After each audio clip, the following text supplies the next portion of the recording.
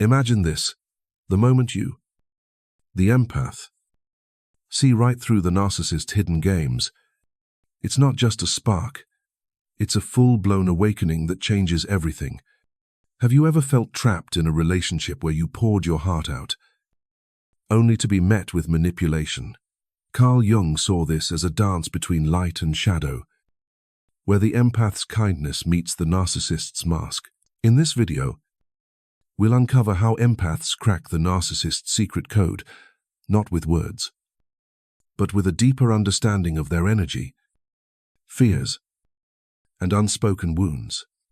Through real-life stories, Jungian wisdom, and practical steps, you'll learn how to break free, reclaim your power, and step into the most authentic version of yourself. Stick around.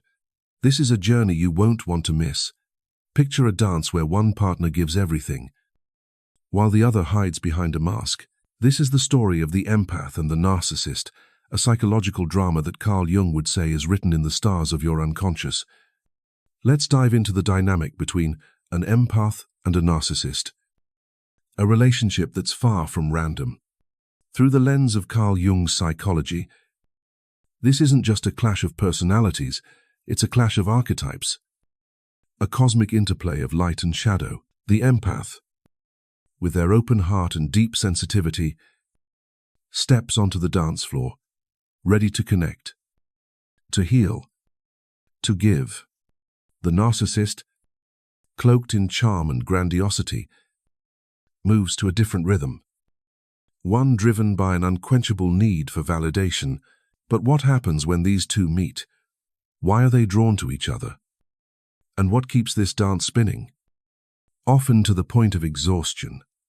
Let's break it down with a real-life story, and Carl Jung's timeless wisdom to uncover the hidden forces at play. Meet Sarah, a 2-year-old graphic designer with a heart as big as the ocean. Sarah's the kind of person who listens deeply, who feels the weight of other people's pain as if it's her own. She's an empath through and through, someone who, in Jungian terms, embodies the archetype of the healer or the innocent. This archetype makes her a beacon of warmth, someone who naturally draws others in with her ability to understand and nurture. But that same openness makes her vulnerable, especially to someone like Mark, a charismatic marketing executive who walks into her life like a whirlwind. Mark is magnetic. He's confident, witty, and seems to have it all together. At first, Sarah is captivated. He showers her with compliments, makes her feel seen, and shares grand stories about his life that paint him as the hero. But beneath the surface, Mark is the embodiment of Carl Jung's trickster archetype, a wounded figure hiding behind a mask of grandiosity. Carl Jung would say the narcissist, like Mark, isn't just self-absorbed. They're running from a deep, unbearable sense of inadequacy. Their charm, their need for admiration, is a carefully constructed fortress to protect a fragile inner child, one who's been wounded by rejection or neglect long ago. When Sarah and Mark meet, it's like two puzzle pieces clicking together, but not in the healthy way we might hope. Carl Jung believed that relationships like this are orchestrated by the unconscious, where each person projects parts of their psyche onto the other. For Sarah, Mark's confidence feels like the strength she's always admired but never fully claimed for herself. For Mark, Sarah's warmth and openness are like a well he can drink from endlessly, a source of validation that soothes his hidden insecurities. This is what Carl Jung calls projection, when we see in others what we can't yet see in ourselves. At first, the dance feels magical. Sarah pours her heart into supporting Mark, listening to his dreams and cheering him on. She's there through late-night phone calls, offering advice when he's stressed, even putting her own needs aside to help him shine.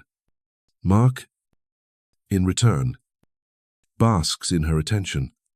He tells her she's special, that no one understands him like she does.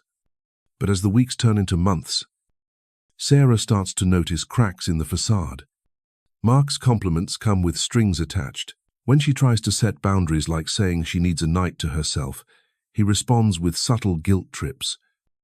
Like, "I thought you cared about me." His mood shifts unpredictably, from warm and charming to cold and distant, leaving Sarah confused and drained. This is where the narcissist's language comes into play. Not the words they say, but the unspoken signals they send. Carl Jung would point out that the narcissist's true language is one of energy, tone, and subtle manipulation. It's the way Mark's eyes narrow slightly when Sarah disagrees with him. It's the long pause before he responds to her setting a boundary, making her second-guess herself. It's the calculated compliment that pulls her back in just when she starts to pull away. These aren't random behaviors. They're part of a dialect born from the narcissist's wounds, designed to keep the empath tethered to their needs. Let's pause for a second. Have you ever felt this in your own life? Maybe you've known a Mark, someone who made you feel special one moment, only to leave you questioning yourself the next. This is the narcissist's dance. And empaths like Sarah are drawn to it because of their own unconscious wounds. Carl Jung would argue that Sarah's compulsive giving isn't just kindness, it's tied to her own shadow. The part of her psyche she hasn't fully faced. Maybe it's a fear of being unloved, a belief that she has to earn affection by sacrificing herself. This is why the empath and narcissist are locked in this dance. Each is mirroring something the other needs to see. But here's where things get interesting. Sarah starts to notice patterns. She sees how Mark's charm spikes when he senses she's pulling away. She picks up on the way he shifts the conversation to avoid vulnerability. Like when she asks about his childhood, and he quickly changes the subject. These are the first signs that Sarah is beginning to learn the narcissist's language, not to mimic his manipulation, but to understand the pain behind it. Carl Jung would call this the moment when the empath starts to see the narcissist's shadow, the hidden fears and insecurities they've buried under layers of arrogance and control. This awareness is the first step toward breaking the cycle. For Sarah, it's not just about seeing Mark's tactics. It's about recognizing why she's been drawn to this dance in the first place. Carl Jung's concept of individuation comes into play here. The process of becoming whole by integrating the light and shadow within yourself. For Sarah, that means asking tough questions. Why does she feel compelled to fix Mark? Why does she let his mood swings dictate her emotions?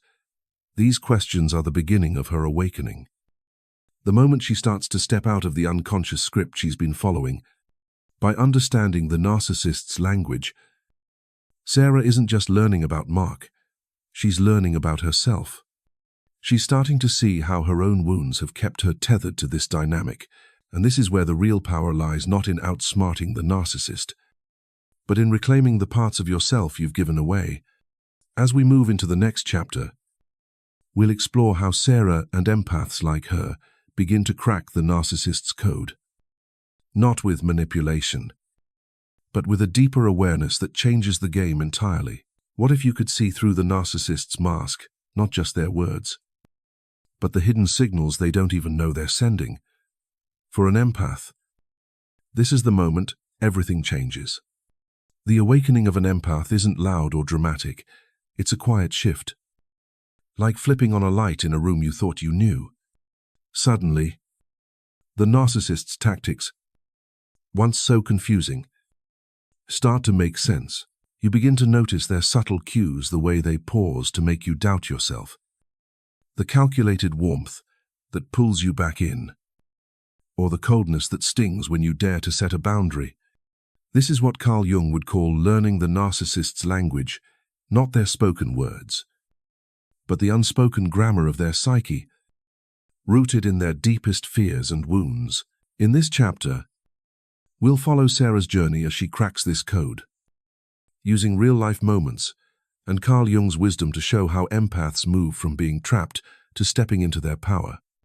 Let's pick up with Sarah, our empath from Chapter 1, who's starting to see her relationship with Mark, the narcissist, in a new light. For months, Sarah felt like she was stumbling through a fog, trying to please Mark while losing pieces of herself. His mood swings warm one day, distant, the next left her, second-guessing her worth. But something shifts. One evening, after Mark dismisses her suggestion to spend time with her friends with a sharp, "You're always so needy," Sarah notices something new, the way his eyes flicker with unease when she doesn't immediately apologize. It's a tiny moment, but it's like a crack in a dam. She starts to see that his words aren't about her. They're about his need to keep her in his orbit. This is the beginning of Sarah learning the narcissist's language. Carl Jung would say this isn't about mimicking their manipulation, but about decoding the energy behind it. The narcissist's language is subtle. It's in the pauses, the shifts in tone, the way they wield silence or flattery like weapons. For Sarah, it's noticing how Mark's compliments always come when she starts to pull away. Like when she skips one of his late-night calls and he texts, "You're the only one who gets me." It's the way he changes the subject when she asks about his past, steering the conversation back to his achievements. These aren't random behaviors. They're signals of his inner world, a map of his defenses built to protect a fragile core. Carl Jung's concept of the shadow is key here. The narcissist's grandiosity, their need for control, is a mask for the shame or rejection they can't face. When Sarah starts to see this, she's not just observing Mark's tactics, she's peering into his shadow. For example, one night at dinner, Mark brags about a work project, but when Sarah gently asks about a mistake he mentioned earlier, he snaps. Why do you always focus on the negative? His anger isn't about her question, it's about the fear of being seen as less than perfect. Sarah realizes this outburst is a defense, a way to keep her from getting too close to his vulnerability. This awakening often comes with what Carl Jung called the language of the unconscious dreams. One night, Sarah dreams. She's standing in a dark forest, holding a key that glows faintly. She approaches a locked door, and as she turns the key, the door opens to reveal a mirror.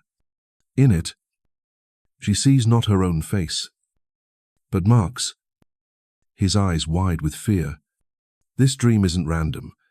It's her psyche's way of teaching her to decipher the narcissist's code. Carl Jung believed dreams are rehearsals for awakening, where the unconscious shows us what we're ready to understand. For Sarah, the dream is a signal that she's starting to see Mark's hidden fears, the ones he buries under charm and control. Let's make this real for you. Have you ever noticed a moment when someone's reaction didn't match the situation? Maybe a friend snapped at you for a small comment, or a partner guilt-tripped you when you set a boundary. That's the narcissist's language at work. It's not about what they say, it's about what they're hiding. For Sarah, it's the moment she catches Mark's slight smirk when she agrees to cancel her plans to help him with a work crisis. She realizes he's not grateful. He's satisfied that he's regained control. This awareness is like learning to read a new alphabet, one that reveals the narcissist's playbook. But this awakening isn't just about seeing the narcissist clearly, it's about seeing yourself. Carl Jung's concept of individuation teaches that to understand another's shadow, you must face your own. For Sarah, this means asking, why does she keep giving in to Mark's demands? Why does his approval feel so important? One day, while journaling, Sarah writes, "I'm afraid if I say no, he'll leave me."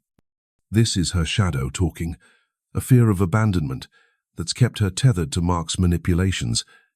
By recognizing this, she's not just learning Mark's language, she's decoding her own.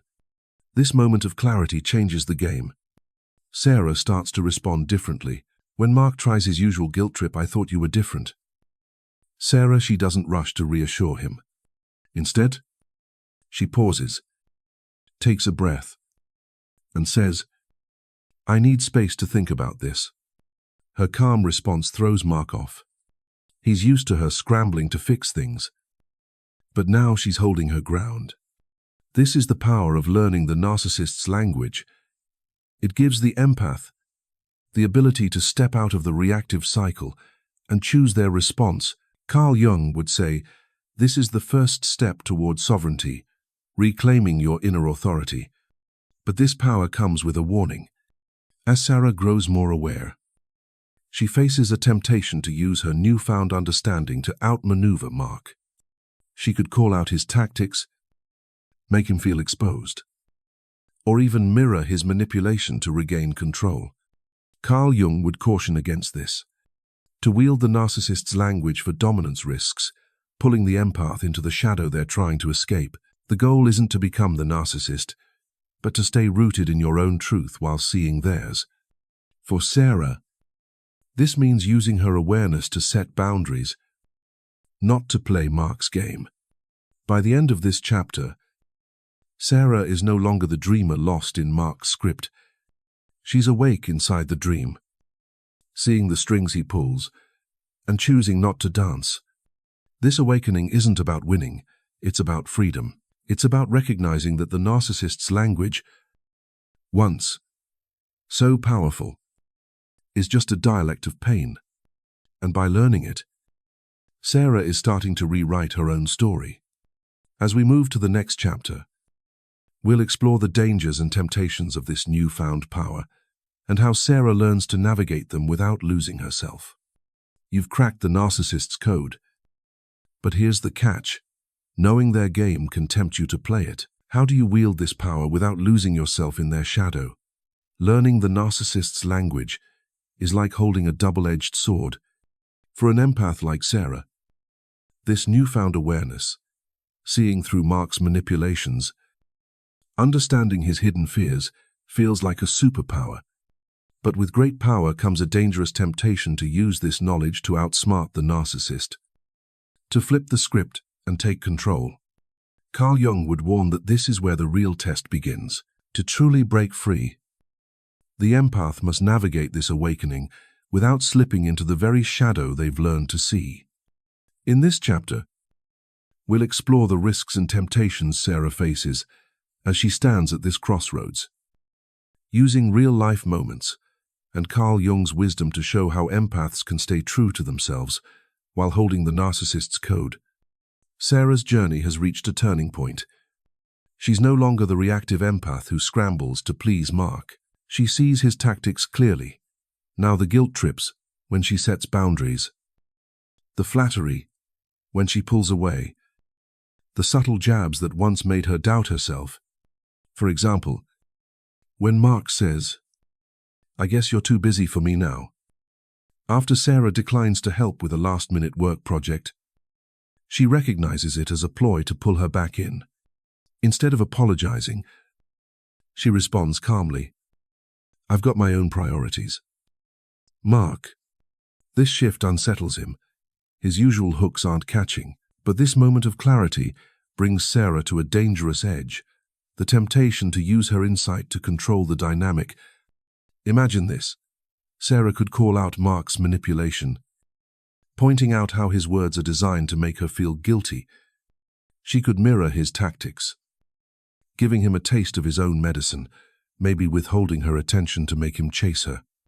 It's tempting to turn the tables, to feel the rush of being the one in charge. But Carl Jung would caution that this is a trap. When an empath starts wielding the narcissist's language for dominance, they risk stepping into the shadow themselves. The line between understanding the narcissist and becoming like them is razor thin. To use Mark's tactics against him would mean Sarah is no longer acting from her truth but playing his game, a game that's rooted in control, not connection. Carl Jung's concept of the shadow is critical here. The shadow isn't just the narcissist's hidden wounds, it's also the unacknowledged parts of the empath's psyche. For Sarah, her shadow includes her fear of abandonment, her need to be needed, and a subtle belief that her worth comes from fixing others. When she starts to see Mark's shadow, his insecurity masked by grandiosity, she's also forced to confront her own. One evening, after another of Mark's guilt trips, Sarah catches herself thinking, if I just push back harder, I can make him see he's wrong. That thought is a red flag. It's not about helping Mark grow. It's about proving she's smarter, stronger. This is the moment Carl Jung would say the empath risks identification with the shadow, where the desire to win pulls her away from her core values. Let's bring this closer to home. Have you ever felt the urge to beat someone at their own game? Maybe you wanted to call out a manipulative coworker or give a controlling friend the silent treatment to show them how it feels. That urge is human, but it's also a slippery slope. Carl Jung believed that true growth individuation comes from integrating the shadow, not wielding it as a weapon. For Sarah, this means using her awareness to protect herself, not to dominate Mark. Instead of calling him out, she starts setting firmer boundaries, like saying, I'm not available to talk right now, and sticking to it, even when he pushes back with charm or anger. This choice isn't easy. Mark doesn't take Sarah's boundaries lightly. When she stops reacting to his tactics, it doubles down, oscillating between warmth. You're the only one I trust. Sarah, and aggression. You've changed. You're so cold now. These reactions are the narcissist's attempt to restore the old dynamic, where Sarah was the giver and he was the taker. But Sarah's awakening has changed her. She's not just seeing Mark's moves, she's seeing why she was drawn to this dance in the first place. Journaling one night, she writes, I kept trying to fix Mark because I thought that's what love looks like. But love doesn't mean losing myself. This realization is a breakthrough. Sarah's not just learning Mark's language, she's decoding her own. Carl Jung's concept of individuation shines here. Individuation isn't about defeating the narcissist.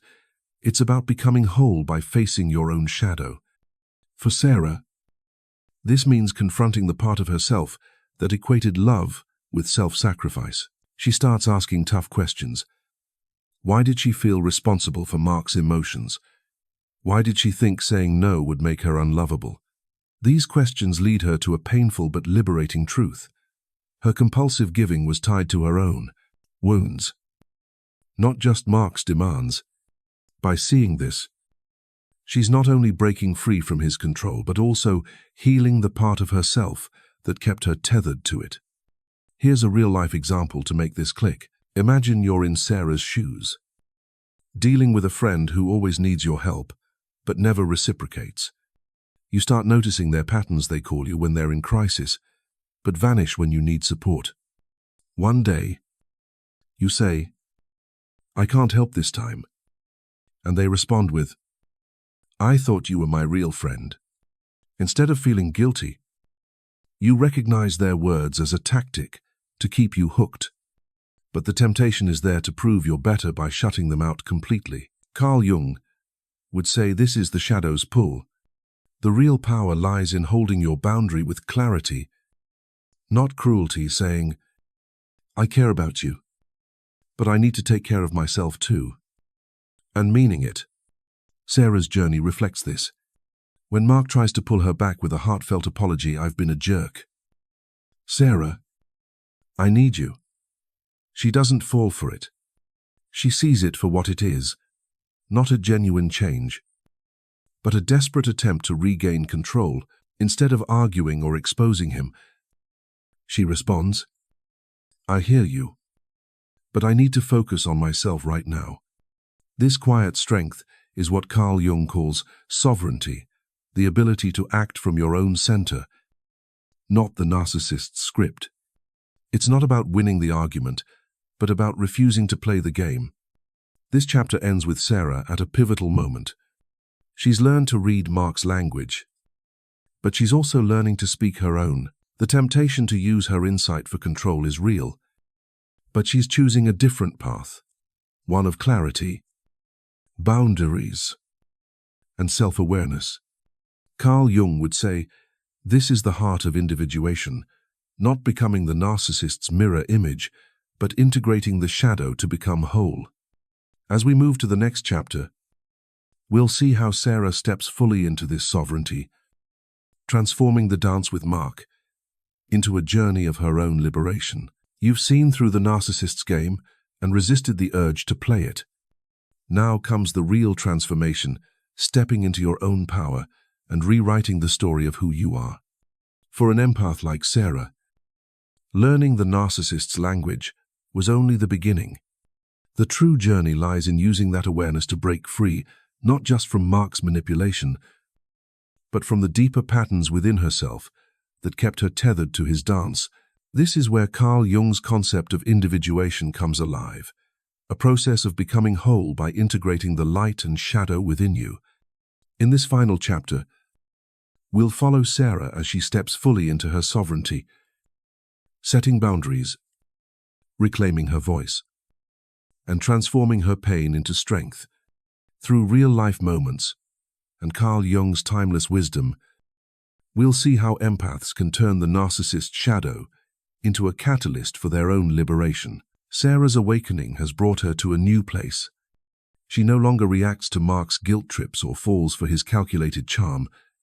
When he tries to pull her back with a text like, "I miss the old Sarah who cared," she sees it for what it is, a desperate attempt to restore the old dynamic where she was the giver and he was the taker.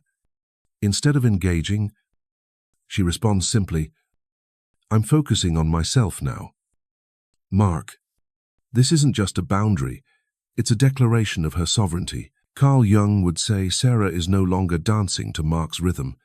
She's moving to the beat of her own inner compass. This shift doesn't happen overnight. Setting boundaries with a narcissist is like learning a new language of your own, one rooted in self-respect and clarity. For Sarah, it starts with small but powerful acts. She stops answering Mark's late-night calls, choosing instead to spend that time journaling or reconnecting with friends. When he pushes back with a mix of flattery and anger, "You're so distant now. I thought we had something special," she doesn't waver. She calmly says, "I need space to grow," and means it. Each boundary she sets is a brick in the foundation of her new self, a self that no longer needs Mark's approval to feel whole. Carl Jung's concept of individuation is at the heart of this transformation. Individuation isn't about cutting people out or becoming untouchable. It's about integrating all parts of yourself, including the wounds that once made you vulnerable to the narcissist's pull. For Sarah, this means facing the part of her that believed love required sacrifice. One evening, while reflecting, she writes in her journal, "I thought I had to fix Mark to prove I was enough, but I'm enough just as I am." This realization is a turning point. By seeing her own worth, Sarah is no longer an empty chalice pouring herself out for others. She's a vessel filled with her own light. Let's make this real for you. Have you ever felt like you had to earn someone's love by giving up pieces of yourself? Maybe you stayed in a draining relationship because you thought, "If I just try harder, they'll change." That's the empath's trap. Rooted in a wound Carl Jung would call the shadow. For Sarah, breaking free means recognizing that her need to fix Mark was tied to her fear of being unlovable. By setting boundaries, she's not just saying no to Mark, she's saying yes to herself. This is what Carl Jung calls sovereignty, the ability to act from your own center, not someone else's script. A real-life example brings this home. Imagine you're dealing with a co-worker who always leans on you for support, but never acknowledges your efforts. You start saying, "I can't take this on right now." And they respond with, "I thought you were a team player." In the past, that might have guilt-tripped you into helping. But now, like Sarah, you see their words as a tactic to keep you in their orbit. Instead of caving, you say, "I'm happy to help when I can, but I have my own priorities." That's the power of sovereignty. It's not about being cold or selfish. It's about honoring your own needs without apology. Sarah's journey reflects this shift. When Mark tries one last grand gesture, a long email confessing his mistakes and promising to change, she doesn't fall for it. She recognizes it as another move in his playbook, not a genuine shift. Instead of engaging in a long debate, she responds, "I appreciate your words, but I'm on my own path now." This response isn't cruel, it's clear. It's the voice of someone who's learned to read the narcissist's language, but chooses to speak her own. Carl Jung would say, this is the essence of individuation, not changing the narcissist, but transforming yourself. This transformation changes the dance entirely. Mark, sensing Sarah's detachment, begins to fade from her life. He may seek new mirrors to reflect his grandiosity, but Sarah is no longer one of them. She's not angry or vengeful, she's free. Carl Jung would point out that this freedom comes from integrating her shadow, the fear of abandonment, the need to be needed. By facing these wounds, Sarah has turned her pain into a reservoir of strength. She's no longer defined by her role as the healer for others. She's the healer of herself. In Jungian terms, this is the alchemy of the psyche. The narcissist, once a source of pain, becomes an unwitting catalyst for growth. Sarah's journey through Mark's manipulation forced her to confront her own vulnerabilities, to reclaim her boundaries, and to step into her authentic self. One night, she dreams of walking out of a maze, holding a map she's drawn herself. The maze is still there, but she's no longer trapped inside. This dream, Carl Jung would say, is a symbol of her liberation, a sign that she carries the wisdom of the shadow without being bound by it. Here's a final question for you. What would it feel like to step out of your own maze, to say no to someone who's been draining you? Not out of anger, but out of love for yourself. Sarah's story shows that this is possible. By learning the narcissist's language, she didn't just see through Mark. She saw through the patterns that kept her stuck. She learned to set boundaries, to value her own voice, and to walk her path with clarity. This is the gift of individuation, not just freedom from the narcissist, but freedom to become who you truly are. As we close this chapter, Sarah stands at a new beginning. The dance with Mark is over, not because she defeated him, but because she stepped beyond his stage entirely. She's no longer reacting to his cues or living in his script. Her inner compass now guides her, pointing toward a life where her choices reflect her truth. In the next section, we'll wrap up with a powerful conclusion, tying together Sarah's journey and leaving you with practical steps to start your own path to sovereignty. You've walked with Sarah through the maze of the narcissist's game, and now you've seen it. The path to freedom isn't about outsmarting them, it's about rediscovering you. This journey through the empath-narcissist dynamic, guided by Carl Jung's profound wisdom, reveals a powerful truth. Learning the narcissist's language isn't just about seeing through their mask, it's about unlocking your own. Sarah didn't just break free from Mark's manipulation. She broke free from the patterns within herself that kept her trapped. She faced her shadow, set boundaries, and stepped into her sovereignty, a process Carl Jung calls individuation, the art of becoming who you truly are. This isn't just a story, it's a roadmap for anyone who's ever felt drained by a narcissist's pull. You don't need to change them. You need to change the way you dance. So, what's your next step? Take a moment to reflect. Where in your life are you giving too much? What boundaries can you set to reclaim your power? Start small, say no to one draining demand, and notice how it feels. You're not just an empath, you're a force of light, capable of healing yourself and rewriting your story. If Sarah's journey resonated with you, share your thoughts in the comments. What's one moment when you saw through someone's game or took back your power? Let's start a conversation below. Don't stop here. Subscribe to Jung Psyche Hub.